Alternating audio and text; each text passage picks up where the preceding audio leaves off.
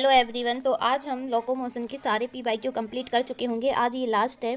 उसके बाद हम किसी और नेक्स्ट चैप्टर के पीवाईक्यू करेंगे। ये ह्यूमन फिजियोलॉजी के पीवाईक्यू सीरीज़ थी जिसमें हमने बहुत सारे चैप्टर के कर लिए हैं और आज हम लोकोमोशन एंड मूवमेंट के भी कंप्लीट कर लेंगे। तो जहाँ तक हमने किए थे आज हम वहाँ से आगे से स्टार्ट करेंगे और हमें करना था 30 से। तो आई होप आपने पिछली वीडियो जरूर देखी होगी एंड अच्छे से पीवाईक्यू सॉल्व करे होंगे एंड आज 30 से स्टार्ट करने वाले हैं। तो सबसे पहले रीड करेंगे, which of the following components is a part of pectoral girdle. Pectoral girdle, तो इसका क्या होगा? Sternum, acetabulum, ilium, glenoid cavity. तो ये बहुत ईजी है, इसे आप कमेंट करके बताएंगे और आप कभी भी कमेंट करके नहीं बताते कि कौन सा ऑप्शन होगा। जितना मैं पूछती हूँ तो ज़रूर कमेंट करें। चलो 31 वाला करते हैं। The cervical vertebra in human. Cervical तो क्या होता है? सर्विकल वर्टिब्रे के नंबर ह्यूमन में 7 होते हैं। कितने होते हैं? 7 होते हैं। तो जो कि होल में भी सेम होते हैं। तो क्या होगा? सबसे पहले सेम इन अ व्हेल, गलत। More than that in rabbit,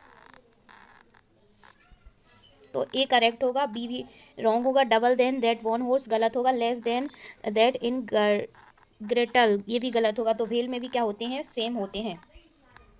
long bone function in, long bone function in support erythrocyte leukocyte synthesis, support and erythrocyte synthesis, erythrocyte formation. तो लॉन्ग बोन का प्राइमरी फंक्शन सपोर्ट होता है। क्या होता है? Support होता है। ये बोन्स को स्टेबिलिटी देती हैं और मूवमेंट में भी मदद करती हैं। इसका एक और फंक्शन है एर्थ्रोसाइट आरबीसी सिंथेसिस, लेकिन ये सेकेंडरी है। तो करेक्ट क्या होगा? ए वाला, सपोर्ट देती हैं। 33 वाला, the number of cervical vertebrae in camel. किसमें? कैमल में बताना हमें वर्टिब्रे।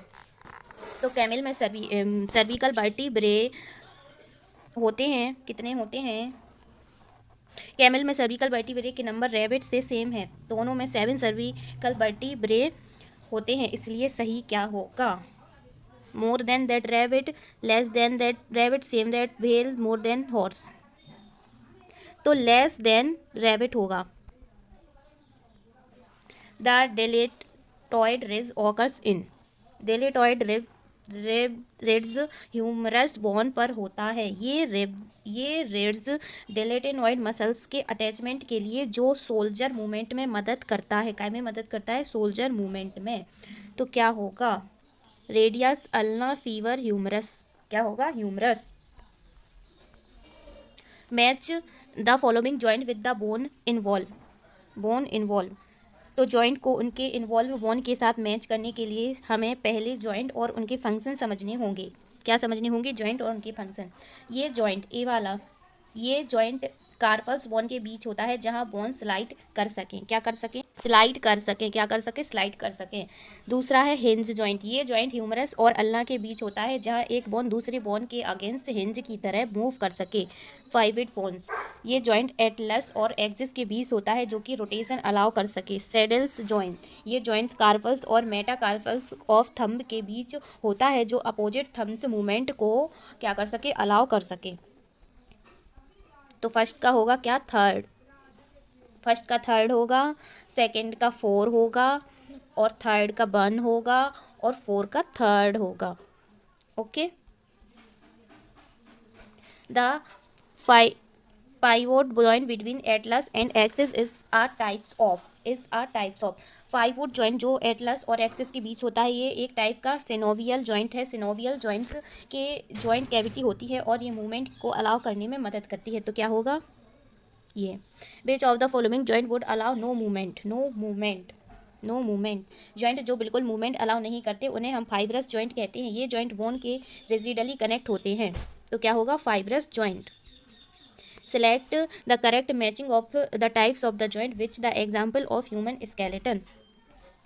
जॉइंट के टाइप्स और उनके एग्जाम्पल को समझने के लिए हमें हर जॉइंट के कैरेक्टरिस्टिक देखने होंगे। ये जॉइंट दो बोन के जो कार्टिलेजियस जॉइंट होती हैं, ये जॉइंट दो बोन के बीच कार्टिलेज से बने होते हैं। ये फ्रंटल और पैराइटल बोन के बीच ये जॉइंट नहीं होते बिकॉज ये सेक्चुरल जॉइंट हैं जो फाइब्रस है।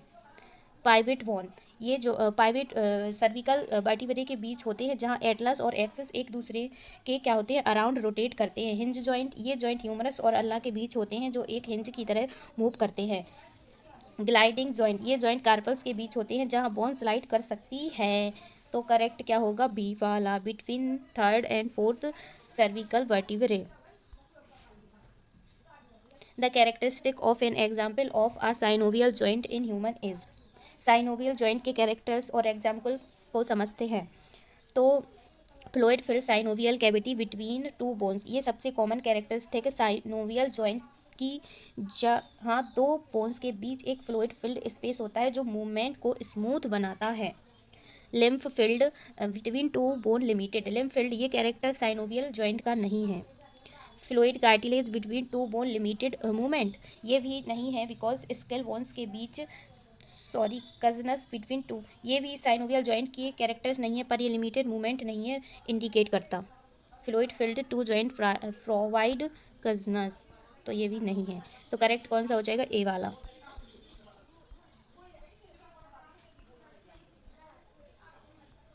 Which one of the following is correct description of a certain part of normal human skeleton? A parietal bone and the temporal bone of the skull are joint fibrous joint. तो parietal bone और temporal bone जो of scale के बीच fibrous joint होता है, ये option सही है because ये सेचुरल जॉइंट से फाइब्रस होता है, तो ये ऑप्शन सही है। First vertebra is axis which articulate with the occipital condyle. First vertebra Atlas axis नहीं है, बल्कि सेकंड वर्टिब्रा एक्सिस होता है, जो कि क्या होता है, ऑक्सीपिटल कॉन्डाइल के साथ आर्टिकुलेट करता है, ये गलत है। 9th and 10th pair of are is called the pairs of ribs are called the floating ribs. 9th और 10th पेयर्स ऑफ रिफ्स को फ्लोटिंग रिफ्स नहीं कहा जाता है, फ्लोटिंग रिफ्स 11th और 12th पेयर होती हैं, ये भी गलत है। Glenoid cavity is a depression to which the thigh bone articulate. तो ग्लिनोइड कैविटी थाई बोन के लिए नहीं है, ह्यूमरस के लिए है, जो कि सोल्जर जॉइंट में आर्टिकुलेट करता है, तो ये भी गलत हो जाएगा। Elbow joint is an example of, elbow joint के बीच ऑप्शन को समझते हैं। तो ए वाला है कार्टी हिंज जॉइंट, तो ये सही है बिकॉज एल्वो जॉइंट एक हिंज जॉइंट है जो फ्लेक्सोन्स और एक्सटेंशन अलाउ करता है, तो ये सही हो जाएगा। ग्लाइंडिंग जॉइंट, ये गलत है because elbow joint gliding movement नहीं करता। बॉल एंड सॉकेट जॉइंट, ये भी गलत है बिकॉज बॉल और socket joint circulator movement allow करते हैं, जो एल्वो जॉइंट नहीं करता। डी वाला है पॉइवट जॉइंट, तो ये गलत है बिकॉज पॉइवट जॉइंट रोटेशन अलाउ करता है, जो कि एल्वो जॉइंट नहीं करता। तो सही कौन सा हो जाएगा, ए वाला। विच of the following pair is correctly match. तो हमें पेयर को देखते हैं। सबसे पहले है hinge joint, hinge joint, hinge joint ये वर्टिब्रा के बीच नहीं होता, तो ये गलत है। ग्लाइंडिंग जॉइंट ये वर्टिब्रा के बीच होता है, तो ये सही है। कार्टी ये गलत है बिकॉज स्कल्स बोन के बीच सेचुरल जॉइंट होते हैं, जो कि फाइब्रस होते हैं, तो ये भी गलत हो जाएगा। Fibrous joint between zygapophysis of the successive vertebra, ये भी गलत है बिकॉज ये जॉइंट कार्टिलेज होते हैं। क्या होते हैं, कार्टिलेज होते हैं। Which is the name of joint between ribs and sternum. तो रिब्स और स्टर्नम के बीच का जॉइंट कार्टिलेजियन जॉइंट्स कहलाता है। ये जॉइंट थोड़ा मूवमेंट अलाउ करता है और कार्टिलेज से जुड़ा होता है, जो फ्लेक्सिबल होता है और कार्जनसिंग प्रोवाइड करता है, तो हो जाएगा क्या, cartilaginous joint. The joint between Atlas and axis is called Atlas पहला सर्विकल वर्टिब्रा और एक्सिस दूसरा सर्विकल वर्टिब्रा के बीच का जॉइंट पाइवट जॉइंट कहलाता है। ये जॉइंट रोटेशनल मूवमेंट अलाउ करता है, जो एसिक्स और साइड से साइड घूमने के लिए जरूरी होता है, तो इसका क्या होगा, pivot joint. The types of joint between the human skulls bone is called. तो क्या होता है, ह्यूमन स्कल बोन के बीच का जॉइंट फाइब्रस जॉइंट होता है। ये जॉइंट डेंस कनेक्टिव टिश्यू से जुड़े होते हैं और मूवमेंट अलाउ नहीं करते, जो दिमाग की हेल्प के लिए इंपॉर्टेंट है, तो क्या होगा, fibrous joint. Which of the following muscles disorder is inherited? तो बोट्यूलेंस, टेटनी, मस्कुलर डिस्ट्रॉफी, माइस्थेमिया ग्रेविस। तो मस्कुलर डिस्ट्रॉफी में से मस्कुलर डिस्ट्रॉफी एक ऐसी बीमारी है जो इनहेरिटेड होती है। इस डिसऑर्डर में प्रोग्रेसिवली मसल्स वीकनेस और डीजेनरेशन होती हैं, जो जेनेटिक म्यूटेशन की वजह से होती हैं, तो क्या हो जाएगा, muscular dystrophy. Osteoporosis is a age related disease और स्केलेटल सिस्टम में ऑकर ड्यू टू। ऑस्टियोपोरोसिस एक ऐसी बीमारी है जो बोन की डेंसिटी को कम करती है, जिससे बोन टूटती हैं, क्या होती हैं, बोन टूटती है और चांस बढ़ जाते हैं। अक्सर एस्ट्रोजन हार्मोन्स की कमी से की वजह से होता है, खास तौर पर फीमेल की मेनोपॉज के बाद। तो क्या होगा? इम्यून डिसऑर्डर अफेक्ट इन गलत, हाई कंसंट्रेशन गलत, decrease level of estrogen yes, accumulation of uric गलत। Select the correct statement with respect to locomotion in human. With respect to locomotion in human, locomotion के लिए कुछ statement दिए गए हैं जो हमें सही। The vertebra column has 10 thoracic vertebra, the vertebra column has 10, ये गलत है बिकॉज वर्टिब्रल कॉलम में 12 थोरेसिक वर्टिब्रा होते हैं, ना कि 10 होते हैं। The joint between adjacent vertebra is fibrous joint, ये गलत है बिकॉज वर्टिब्रा के बीच इंटर वर्टिब्रा डिस्क होती हैं जो कार्टिलेज जॉइंट होती हैं। A decrease level of progesterone cause the osteoporosis in old people, तो ये स्टेटमेंट गलत है बिकॉज ऑस्टियोपोरोसिस का रिलेशन एस्ट्रोजन से है, प्रोजेस्टेरोन से नहीं।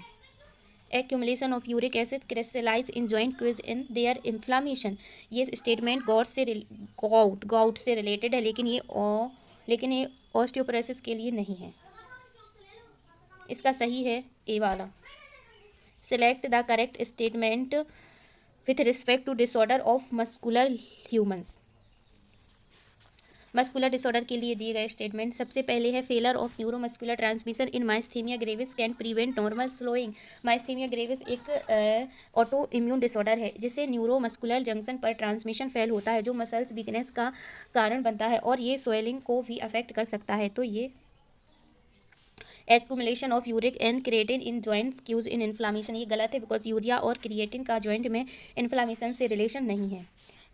आ overdose of vitamin D cause osteoporosis, ये गलत है, विटामिन डी की कमी से ऑस्टियोपोरोसिस होती है, ओवरडोज से नहीं।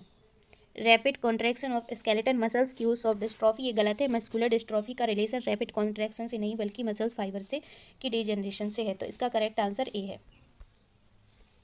Select the correct statement regarding the specific disorder of muscular और स्केलेटन सिस्टम। मस्कुलर, ये स्केलेटल सिस्टम की स्पेसिफिक डिसऑर्डर के लिए है, तो सबसे पहले रीड करेंगे muscular dystrophy is related shortening of muscles, ये statement is related shortening of muscles ये गलत है। मस्कुलर डिस्ट्रॉफी एक जेनेटिक डिसऑर्डर है जो मस्कुलर डिजेनरेशन को क्यूज करता है, इससे नहीं। Muscular osteoporosis decrease in bone mass and higher chance of fracture with advancing age, ये सही है। ऑस्टियोपोरोसिस में बोन मास कम होता है और इसे फ्रैक्चर का रिस्क बढ़ जाता है, खासतौर पर एज बढ़ने पर। Myasthenia gravis autonomic disorder which inhibit sliding of myosin filament, auto immune disorder ये सही है because myasthenia gravis neuromuscular transmit से अफेक्ट करता है, स्लाइडिंग फिलामेंट को नहीं। Gouty inflammation of joint extra deposition of calcium, ये गलत है, गाउटी का इन्फ्लामेशन यूरिक एसिड की डिपोजिशन की वजह से होता है, कैल्शियम की नहीं। तो ऑस्टियोपोरोसिस वाला है करेक्ट। तो हमने सारे PYQ सॉल्व कर लिए हैं, 50 के 50 इस चैप्टर के। ये चैप्टर था लोकोमोशन एंड मूवमेंट। तो आई होप आपको इस चैप्टर के हर एक PYQ समझ आया होगा। तो अगला चैप्टर हम कौन सा करें वो कमेंट करके ज़रूर बताइएगा, लेकिन मुझे तो पता ही है कि मुझे कौन सा करना है। तो आई होप आपको अच्छे से समझ आया होगा। मिलते हैं नेक्स्ट वीडियो में।